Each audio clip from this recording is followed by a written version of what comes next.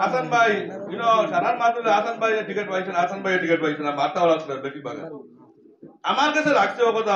দীর্ঘদিনের কংগ্রেস করি হাসান ভাই টিকিট পাইছে না, আমরা পাইছি না টিকিট। আমরা এই এলাকার মানুষ আমরা টিকিট দেওয়াইছি না, দেওয়াইছি না বদরুল ভাই টিকিট দেওয়াইছি।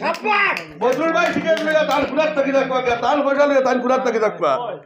আমিনুর রশিদে তার টাকা লইছুন, তাই আগামী দিনে আইবা, এটা দেখা যাইবা। আমরা বিবেচনা করবো এটা কিতা করা যায়। তার এখন আমার নাজিম ভাইও মাতিছেন, আমার জাকির ভাই মাতিছেন, সারা সুন্দর মাতাছেন।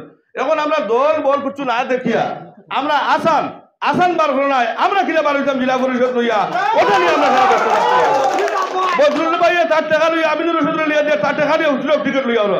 টিকিট হইল গিয়া আমরা তো বুট দিতাম, তার টিকিটে বুট দেওয়াইতো না।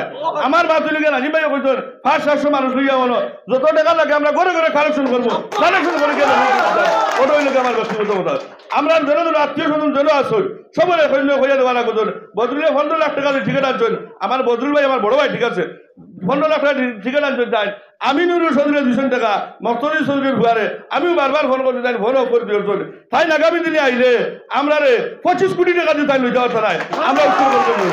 আমরা এখন কংগ্রেসে ত্যাগ করিয়া সব বিসর্জন দিয়া আমরা নির্দল ক্যান্ডিডেট লইয়া আমরা বাইরে যাও, যেন টাউনও আর দেওয়া লাগে না, টাউনও গিয়ে আমরা দেখতে লাগে না, নেতার করে দেখতে লাগে না। আমরা ওলা নেতা বানাইতাম, আমরা করে দৌড়াইতো করে, আমরা করে আমরা নেতার করে হইতাম না। এই বলে আমার বক্তব্য করলাম। যদি ব্যাধ দিয়ে তাহলে আসতে মাফ দিবা।